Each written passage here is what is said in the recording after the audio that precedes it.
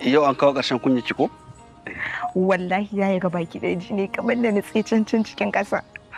Ai idan kin nutse ma ni ne da kaina zan sa hannuna in ciro ki daga ƙasar. Ka san me ke faruwa ne? Yaya, don Allah don annabi ka gaya mishi, ka gaya mishi. Ai na riga na ji me yake faruwa. Na ji daga sos mai ƙarfi.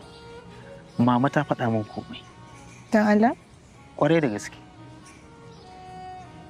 Kina so ki ji ya amince ne ko bai amince ba? Wallahi Allah duk tsoro ya riga ya cika min zuciya. Ai ki daina jin tsoro.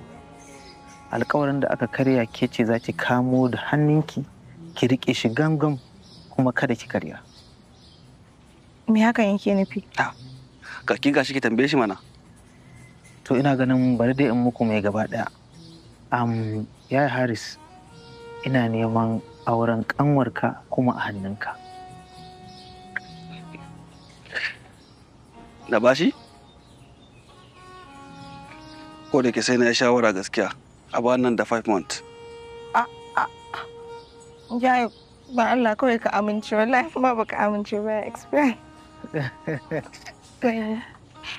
Kai Nabila, ina da abin dariya wallahi. Duk da haka ɗin dai.